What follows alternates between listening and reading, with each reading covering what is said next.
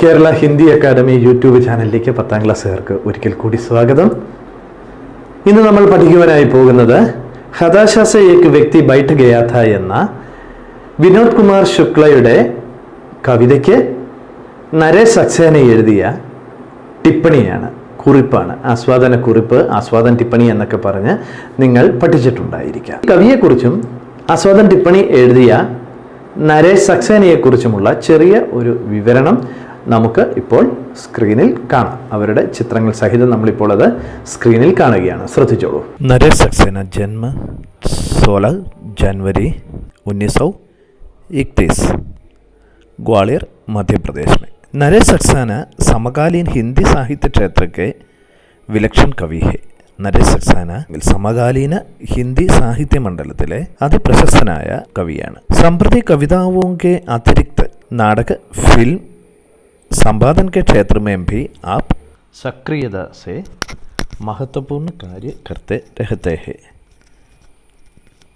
കവിത എഴുത്തിന് ഉപരിയായി അദ്ദേഹം നാടകം, സിനിമ, എഡിറ്റിംഗ് മുതലായ രംഗങ്ങളിലും ആക്റ്റീവായിട്ട് പ്രവർത്തിച്ചുകൊണ്ടേയിരിക്കുന്നു.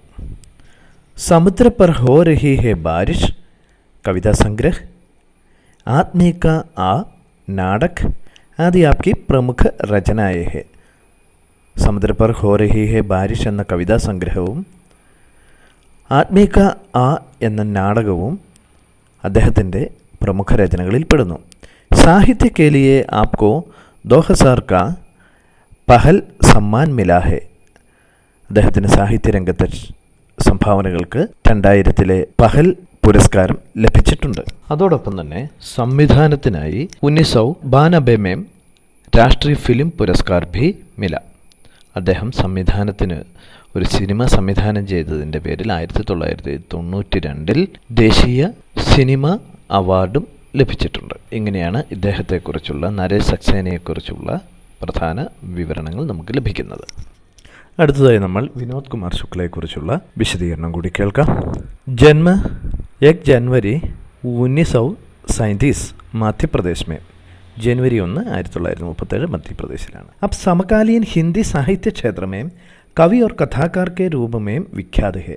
അദ്ദേഹം സമകാലീന ഹിന്ദി സാഹിത്യ മണ്ഡലത്തിൽ കവി, കഥാകൃത്ത് എന്നീ മേഖലകളിൽ പ്രശസ്തനാണ്.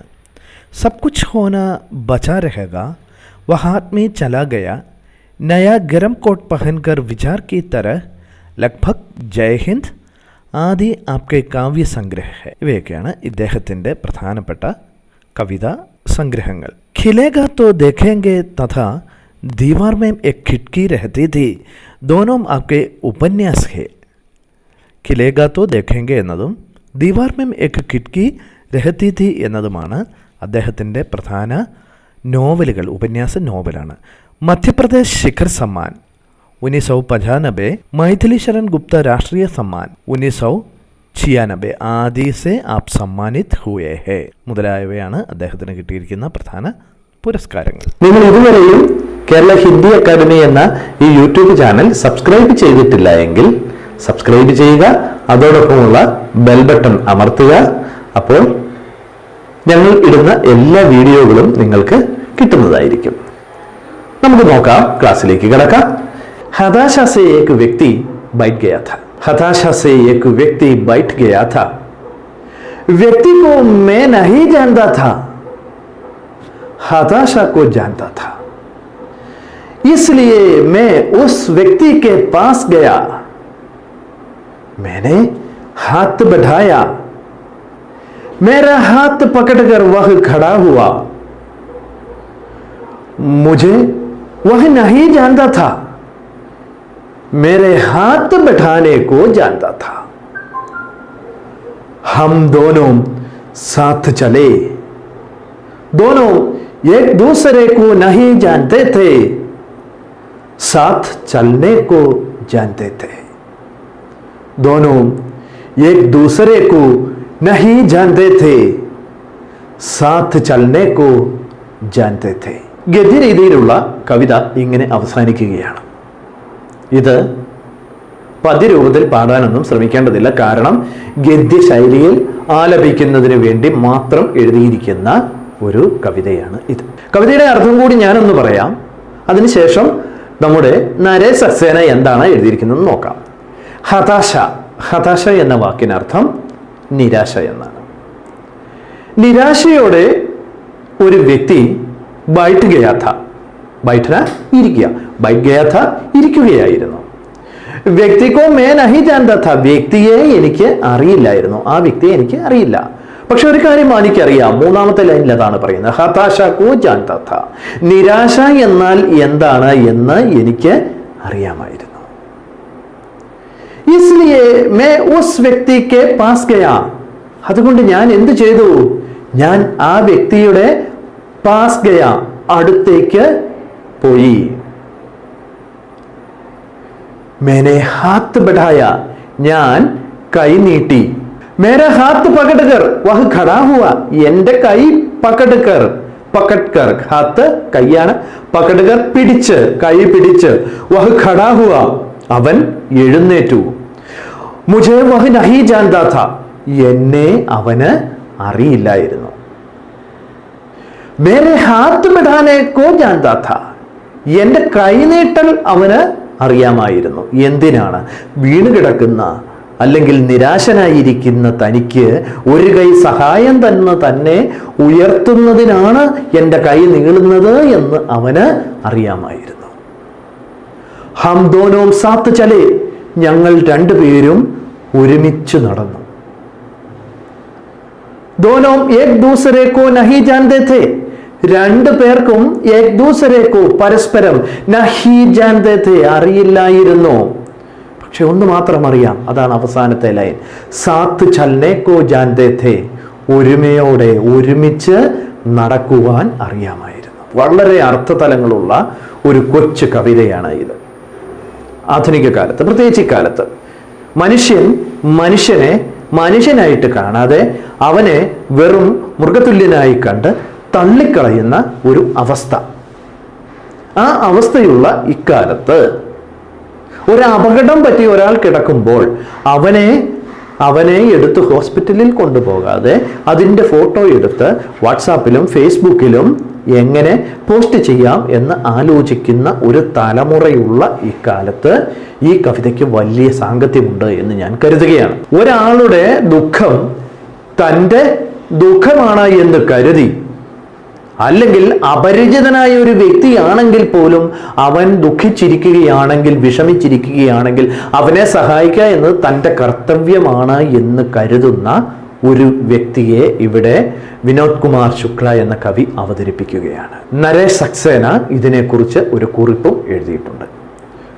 ആ കുറിപ്പും നമുക്കൊന്ന് ശ്രദ്ധിക്കാം. കവിയെക്കുറിച്ച് പറഞ്ഞാണ് തുടങ്ങുന്നത്. വിനോദ് കുമാർ ശുക്ല अपनी मौलिकता के साथ ही भाषा की अनघटता के लिए विख्यात है. വിനോദ് കുമാർ ശുക്ല अपनी मौलिकता के साथ, തൻ്റെ ഒറിജിനാലിറ്റി, അതോടൊപ്പം തന്നെ ഭാഷയ്ക്ക് അൻഘടത കെ ലിയെ വിഖ്യാത ഹൈ, ഭാഷയുടെ ആ ഒരു അടുക്കും ചിട്ടയും ഇല്ലാത്ത ഒരു രീതി, അതിനും അദ്ദേഹം പ്രശസ്തനാണ്.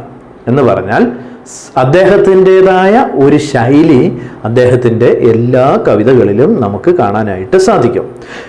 കിന്തു പക്ഷേ എന്നാൽ ഈ കവിതയിൽ മൗലിക ഹോനേക്കെ സാത്ത് ഹി, മൗലികമായി നിൽക്കുന്നത്, തൻ്റെതായ ശൈലിയിൽ നിൽക്കുന്നതിനോടൊപ്പം തന്നെ വേ കാവ്യ ശില്പ കെ സിദ്ധ കവി കി തരഹ് ഭി ദിഖായി ദേത്തെ ഹേ, അദ്ദേഹം കാവ്യ രംഗത്തെ വളരെ സിദ്ധകവി വളരെ നിപുണനായ കഴിവുള്ള അങ്ങനെയുള്ള ഒരു കവിയെ പോലെയും ഇവിടെ ദിഖായി ദേത്തെ ഹേ കാണപ്പെടുന്നു. കവിത കെ അർത്ഥ ഇത്തനെ സഹജ ഓർ സാഫ് ഹേ കി ഉനെ വ്യാഖ്യ കി ദർക്കാർ നഹി ഹേ, കവിതയുടെ അർത്ഥം ഇത്തനെ സഹജ ഓർ സാഫ് ഹേ, ഇത്രമാത്രം വ്യക്തവും ലളിതവും ക്ലിയറുമാണ്. സാഫ് ക്ലിയറുമാണ്. എങ്ങനെ? കി ഉനേം വ്യാഖ്യാക്കി ദർക്കാർ നഹി ഹേ, അതിനെ വ്യാഖ്യാനിക്കേണ്ടതിൻ്റെതായ ഒരു ആവശ്യകതയൊന്നുമില്ല. सरल शब्दों वाले वाक्य स्वयं ही अपना मर्म कह देते हैं. സരളമായ ശബ്ദങ്ങളിലൂടെ വാക്യങ്ങൾ സ്വയമേവ അപ്ന മർമ്മ കഹ്ദേത്തെ ഹേ, അതിൻ്റെ മർമ്മം, അതിൻ്റെ കാതൽ എന്താണ് എന്ന് നമുക്ക് പറഞ്ഞു തരുന്നുണ്ട്. എന്താണ് അതിൻ്റെ അർത്ഥമെന്ന് കവിത തന്നെ നമുക്ക് വ്യക്തമാക്കി തരുന്നുണ്ട്. തുടർന്ന് അദ്ദേഹം പറയുകയാണ്, വ്യക്തിക്കോ മേ നഹി ജാൻതാ താ, ഹതാശക്കോ ജാൻതാ താ. വ്യക്തിയെ എനിക്ക് അറിയില്ല, ഹതാശക്കോ ജാൻതാ താ, നിരാശയെ അറിയാം. कहते ही वे जानने की हमारी उस जानी पहचानी रूढ़ी को തോട് ദേത്തെ ഹേ. ഈ ഒരു പറച്ചിലൂടെ, കഹത്തെ ഹി, പറച്ചിലൂടെ വേ, അദ്ദേഹം ജാനനേക്ക് ഹമാരി ഉസ് ജാനി പഹജാനി രൂഢിക്കു, ജാനന എന്നതിൻ്റെ നമ്മുടെ ആ ജാനി പഹജാനി, നമുക്ക് വളരെ പരിചിതമായ രൂഢിക്കു, രൂഢി ആ ഒരു മാമൂല് അല്ലെങ്കിൽ പഴയ കാലം മുതൽ തുടർന്നു വരുന്ന ഒന്ന്, അതിനെ എന്ത് ചെയ്യുന്നു? തോട് ദേത്തെ ഹേ, അതിനെ പൊട്ടിച്ചെറിയുന്നു. ജോ വ്യക്തിക്ക് നാം പദേ ഉമ്ര ഓഹദേ യാ ജാതി സേ ജാനനെ കോ ജോഡ്തി ഹേ. എന്തായിരുന്നു നമ്മൾ ഒരു വ്യക്തിയെ തിരിച്ചറിയാനുള്ള മാർഗങ്ങളാക്കി വച്ചിരുന്നത്? പരമ്പരാഗത മാർഗങ്ങൾ, അവയെ ഇദ്ദേഹം പൊട്ടിച്ചെറിയുന്നു. ആ മാർഗങ്ങൾ ഏതൊക്കെയാണെന്നാണ് പറയുന്നത്? ഒന്ന്, വ്യക്തിക്ക് നാം, വ്യക്തിയുടെ പേര്. ദൂസര, വ്യക്തിക്ക് പദേ, വ്യക്തിയുടെ അഡ്രസ്. വ്യക്തിക്ക് ഉമ്ര, വ്യക്തിയുടെ പ്രായം, വയസ്സ്. ഓഹദെ, അയാളുടെ പദവി. യ ജാതി, അയാളുടെ ജാതി, മതം. ഇവയൊക്കെ ജാനനേക്കോ ജ്യോതിഹേ, തിരിച്ചറിവുമായി ബന്ധപ്പെട്ട് നിൽക്കുന്നതാണ്. അതിനെയൊക്കെയാണ് ഇദ്ദേഹം ഇവിടെ പൊട്ടിച്ചെറിയുന്നത്. ഇവയൊന്നും ഒരു വ്യക്തി എന്ന നിലയിൽ അയാൾക്ക് ബാധകമല്ല. വ്യക്തിക്ക് ബാധകമായത് അയാളുടെ വ്യക്തിത്വം മാത്രമാണ്, മനുഷ്യത്വം മാത്രമാണ് ഒരു വ്യക്തിക്ക് അത്യാവശ്യമായുള്ളത്. മറ്റൊന്നും അയാൾക്ക് അത്യാവശ്യ വസ്തു അല്ല എന്ന് ഇവിടെ അദ്ദേഹം പറഞ്ഞു വെക്കുകയാണ്. യദി ഹം കിസി വ്യക്തി കോ ഉസ്കി ഹതാശ, നിരാശ, അസഹായത, നമ്മൾ ഒരു പക്ഷേ ഏതെങ്കിലും ഒരു വ്യക്തിയെ അയാളുടെ ഹതാശ അയാളുടെ നിരാശ, വീണ്ടും നിരാശ എന്ന് തന്നെ പറയുന്നുണ്ട്, അയാളുടെ നിരാശ, അയാളുടെ അസഹായത, നിസ്സഹായത, യാ उसके संकट से नहीं जानते तो हम कुछ नहीं जानते, അയാളുടെ സങ്കട, വിഷമം, ഇവയൊന്നും നമ്മൾ അറിയുന്നില്ല എങ്കിൽ, ജാൻതേ തോ, അറിയുന്നില്ല എങ്കിൽ, നഹി ജാൻതേ തോ, അറിയുന്നില്ല എങ്കിൽ, ഹം കുച്ച് നഹി ജാൻതേ, നമുക്ക് ഒന്നും അറിയാൻ പറ്റുന്നില്ല. सड़क पर घायल पड़े अपरिचित व्यक्ति को देखकर क्या हम कह सकते हैं कि उसे हम नहीं जानते? വളരെ രോഷത്തോടെ ഇദ്ദേഹം ചോദിക്കുക, സടക്ക് പർ ഘായൽ പടേ, സടക്ക് വഴിയിൽ, ഘായൽ പടേ, ഘായൽ പടന പരിക്ക് പറ്റി കിടക്കുന്ന അപരിചിത വ്യക്തിക്കോ, അപരിചിതനായ ഒരു വ്യക്തിയെ ദേഖകർ, കണ്ടിട്ട്, ക്യാ ഹം കഹ് സക്തേ ഹേ, നമുക്ക് പറയാൻ സാധിക്കുമോ? കി, അതായത് ഉസേ ഹം നഹി ജാൻതേ, അയാളെ നമുക്ക് അറിയില്ല എന്ന് പറയാൻ പറ്റുമോ? ഇല്ല. വാസ്തവമേ ഹം ജാൻതേ ഹേ കി യഹ് വ്യക്തി മുസീബത്ത് മേ ഹേ, വാസ്തവത്തിൽ നമുക്ക് അറിയാം. എന്താ? യഹ് വ്യക്തി മുസീബത്ത് മേ ഹേ, ഈ വ്യക്തി മുസീബത്തിലാണ്, വിഷമത്തിലാണ്, എന്തോ ഗുരുതരമായ പ്രശ്നത്തിലാണ്, പരിക്ക് പറ്റി കിടക്കുകയാണ്. അയാൾ അതിൽ കൂടുതൽ അപകടമൊന്നും അയാൾക്ക് വരാനില്ല. ഓർ ഇസേ ഹമാരി മദദ് കി സരൂരത്ത് ഹേ, ഇയാൾക്ക് നമ്മുടെ മദദ് കി സരൂരത്ത് ഹേ, മദദ് സഹായം, സഹായം അത്യാവശ്യമാണ്, സരൂരത്താണ്, അത്യാവശ്യം ആണ്. യഹ് കവിത മനുഷ്യ കോ മനുഷ്യ की तरह जानने की याद दिलाती है, ഈ കവിത മനുഷ്യനെ പോലെ അറിയുന്നതിനുള്ള യാദ് ദിലാത്തി ഹേ, ഓർമ്മപ്പെടുത്തൽ നൽകുന്നു. യാദ് ദിലാന, ഓർമ്മപ്പെടുത്തൽ, നമ്മെ ഓർമ്മപ്പെടുത്തുന്നു ഈ കവിത. അടുത്ത പാരഗ്രാഫ്, കവിത ലഗാതാർ നഹി ജാനനെ ഓർ ജാനനെ കാ ബയാൻ കർത്തി ജാത്തി ഹേ.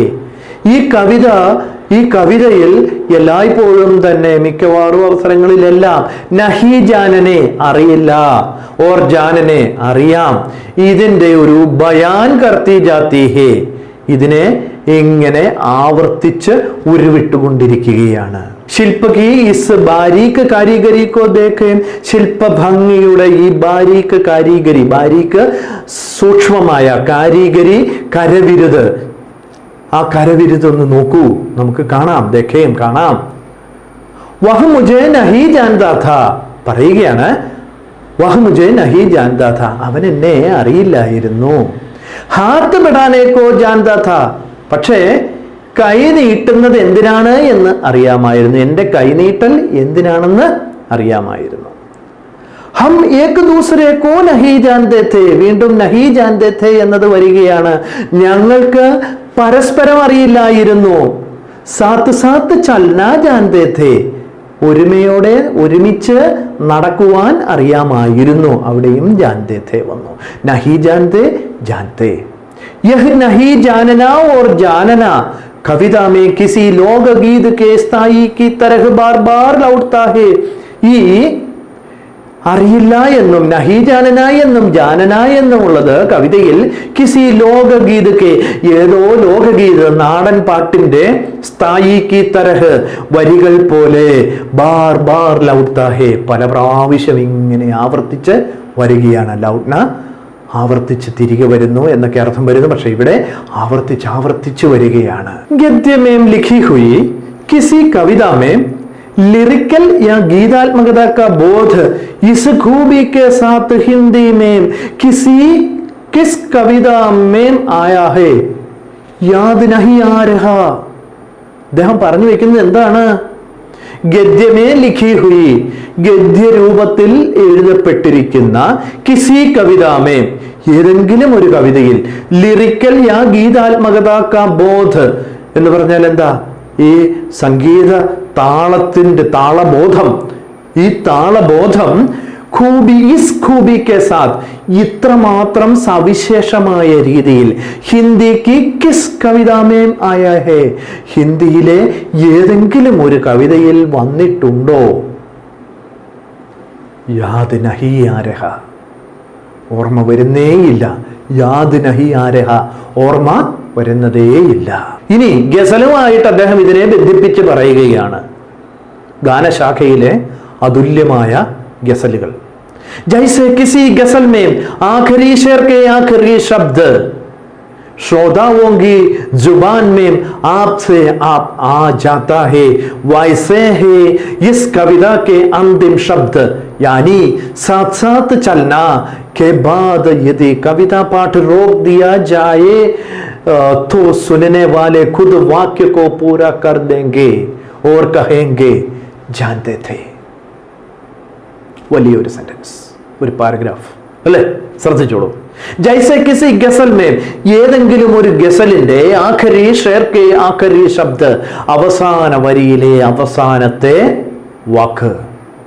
ശ്രോതാവോങ്കി ജുബാൻ ബർ, ശ്രോതാക്കളുടെ ജുബാൻ നാവ്, നാവിൽ ആപ്സെ ആപ്പ് ആ ജാത്താ ഹേ, പല പ്രാവശ്യം ഇങ്ങനെ ആവർത്തിച്ചു വരികയാണെങ്കിൽ, ആ ജാത്തേ ഹേ, പല പ്രാവശ്യം ആവർത്തിച്ചു വരുമ്പോൾ എന്താ? വൈസേ ഹി ഇസ് കവിത കെ അന്തിം ശബ്ദ്, ഈ കവിതയുടെ അവസാനത്തെ വാക്ക്, യാനി എന്താണ് ആ വാക്ക്? സാത്ത് സാത്ത് ചൽന, ഒരുമിച്ച് നടക്കുക. ഇസ്കെ ബാദ് യദി കവിത പാഠ് രോക്ക് ദിയ, ഈ വരിക്ക് ശേഷം അല്ലെങ്കിൽ ഈ വാക്കുകൾക്ക് ശേഷം കവിതാ പാഠ് രോക്ക് ദിയ, കവിതാലാപനം നമ്മൾ നിർത്തിയാലും, രോക്ക് ദിയ ജായേ തോ സുനനെ വാലെ ഖുദ് വാക്യ പൂരാ കർ ദേംഗെ, കേൾവിക്കാർ ഖുദ് സ്വയം വാക്യം പൂർത്തീകരിക്കും. എങ്ങനെ? ഓർ കഹേങ്കെ, അവര് ഉള്ളിന്റെ ഉള്ളിൽ നിന്ന് നമ്മോട് പറയും. എന്താ പറയുന്നത്? ജാൻതേ ഥേ, അറിയാമായിരുന്നു. കവിതയുടെ ശക്തി അവിടെയാണ്. ആലാപനത്തിന്റെ പ്രത്യേകത കൊണ്ടല്ല, വാക്കുകൾ, ലളിതമായ വാക്കുകൾ കൃത്യതയോടെ പ്രയോഗിക്കുമ്പോൾ അവ ഉള്ളിൽ തറച്ചു കയറുന്ന കവിതയായി മാറുകയാണ്. വാക്കുകളുടെ ശക്തി. യഹ് കവിത ജാനന ശബ്ദ കെ രൂഢീഗ്രസ്ത അർത്ഥ കോ പൂരി തരഹ് സെ ബദൽ ദേത്തി ഹേ. ഈ കവിത ജാനന എന്ന വാക്കിന്റെ രൂഢീഗ്രസ്ത അർത്ഥ പരമ്പരാഗതമായ അർത്ഥത്തെ പൂരി തരഹ് സെ ബദൽ ദേത്തി ഹെ, പൂർണ്ണമായും മാറ്റിമറിക്കുന്നു. ബദൽ ദേത്തി ഹെ, മാറ്റിമറിക്കുന്നു. इस कविता की पहली 2 पंक्तियों में ही कवि अपनी पूरी बात कह देता है. ഈ കവിതയുടെ पहली 2 पंक्तियों में ही, ആദ്യത്തെ 2 വരികളിൽ തന്നെ കവി अपनी पूरी बात कह देता है. കവി തന്റെ താൻ ഈ കവിത കൊണ്ട് ഉദ്ദേശിക്കുന്ന, തനിക്ക് പറയാൻ ഉദ്ദേശിക്കുന്ന പ്രധാനപ്പെട്ട മുഴുവൻ കാര്യങ്ങളും പറഞ്ഞു വെച്ചിരിക്കുകയാണ്. ശേഷപങ്ക്തിയാം, അതിനുശേഷം വരുന്ന വരികൾ ഉസി കഹേ ഗയക്കോ, ആ പറച്ചിലിനെ, അതായത് കവിക്ക് പറയാനുള്ള ആദ്യം പറഞ്ഞു വെച്ചതിനെ എന്ത് ചെയ്തു? ഓർ സഖൻ, അതിനെ ഒരിക്കൽ കൂടി ഉറപ്പിച്ചു നിർത്തുക. ഓർ ഗഹര കർത്തി ഹേ, അതിനെ ആഴത്തിലേക്ക്, ആഴമുള്ളതാക്കി മാറ്റുക എന്ന് പറഞ്ഞാൽ എന്താ? നമ്മുടെ മനസ്സിന്റെ ആഴങ്ങളിലേക്ക് അവയെ ഉറപ്പിച്ചു നിർത്തുവാനുള്ള വരികൾ മാത്രമാണ് ആദ്യത്തെ 2 ലൈനുകൾക്ക് ശേഷമുള്ള മുഴുവൻ വരികളും. കവിത കാ സന്ദേശ് ഹേ കി, കവിതയുടെ സന്ദേശം ഇതാണ്. ദോ മനുഷ്യോं के बीच मनुष्यता का एहसास या मानवीय संवेदना होना जरूरी है. दो मनुष्यों के बीच, 2 മനുഷ്യർക്കിടയിൽ, മനുഷ്യത കാ എഹസാസ്, മനുഷ്യത്വത്തിന്റെ ആ ഒരു തിരിച്ചറിവ് അല്ലെങ്കിൽ മനുഷ്യത്വത്തിന്റെ ആ അനുഭവം, അഹസാസ്, യാനി മാനവീയ സംവേദന, മനുഷ്യത്വത്തിന്റെ സംവേദന, തിരിച്ചറിയൽ, ഹോനാ സെരൂരി ഹേ, അതാണ് അത്യാവശ്യം. ജാൻകാരിയാം സെരൂരി നഹി ഹേ, അറിവുകൾ, മനസ്സിലാക്കലുകൾ, അവ സെരൂരി നഹി ഹേ, അത്യാവശ്യമേ അല്ല. കിന്തു യഹ് സന്ദേശ് കവിതാ മേം ഉപദേശ കി തരഹ് നഹി ആത്ത, എന്നാൽ ഈ സന്ദേശം കവിതയിൽ ഒരു ഉപദേശ രൂപേണ ഒരിക്കലും കടന്നു വരുന്നില്ല. അതാണ് ഈ കവിതയുടെ ഏറ്റവും വലിയ പ്രത്യേകത. കവി നമ്മെ ഉപദേശിക്കുകയല്ല, മറിച്ച് കവി തൻ്റെ വാക്കിലൂടെ നമ്മുടെ ഹൃദയത്തിലേക്ക് കടന്നു വരികയും മാംസളമായ നമ്മുടെ ഹൃദയത്തിൽ കവിയുടെ തൂലിക തുമ്പുകൊണ്ട് തനിക്ക് സമൂഹത്തോട് പറയാനുള്ള, പുതിയ തലമുറയോട് പറയാനുള്ള തൻ്റെ വാക്കുകൾ എഴുതി വെച്ചതിന് ശേഷം കവി എങ്ങോട്ടോ പോയി മറയുകയാണ്. ഇവിടെ കവിതയുടെ വലിയ ഒരു സ്വാധീനം എന്താണ് എന്ന് മനസ്സിലാക്കത്തക്ക രീതിയിലാണ് 10ാം ക്ലാസ്സുകാർക്കായി ഈ കൊച്ചു കവിത തന്നിരിക്കുന്നത്. ഇതിൻ്റെ ആസ്വാദന ടിപ്പണി തന്നിരിക്കുന്നത്. ഇത് നമ്മൾ വായിച്ച് മനസ്സിലാക്കുക, കേട്ട് മനസ്സിലാക്കുക, പല പ്രാവശ്യം വായിച്ച് മനസ്സിലാക്കുക. 10ാം ക്ലാസ് കൊണ്ട് മാത്രം ഒതുങ്ങുന്ന ഒന്നല്ല ഇത്. നിങ്ങളുടെ ജീവിതകാലം മുഴുവനും ഓർമ്മയിൽ നിൽക്കേണ്ട ഒരു കൊച്ചു കവിതയാണ്, ആസ്വാദന ടിപ്പണിയാണ് ഇത് എന്ന് ഓർമ്മിച്ചുകൊണ്ട് നമുക്ക് അടുത്ത ക്ലാസ്സിൽ വീണ്ടും ഒരുമിക്കാം. കേരള ഹിന്ദി അക്കാദമി എന്ന എൻ്റെ യൂട്യൂബ് ചാനൽ നിങ്ങൾ സബ്സ്ക്രൈബ് ചെയ്യുക. അതോടൊപ്പം തന്നെ ലൈക്ക് ചെയ്യുക, കമൻറ്റ് ചെയ്യുക, ബെൽ ബട്ടൺ അമർത്തി പുതിയ വീഡിയോസിന് വേണ്ടി നിങ്ങൾ കാത്തിരിക്കുക. ഏറ്റവും സ്നേഹത്തോടെ നല്ല ഒരു പഠന ദിവസം ഒരിക്കൽ കൂടി ആശംസിച്ചുകൊണ്ട് രാജേഷ് സാർ.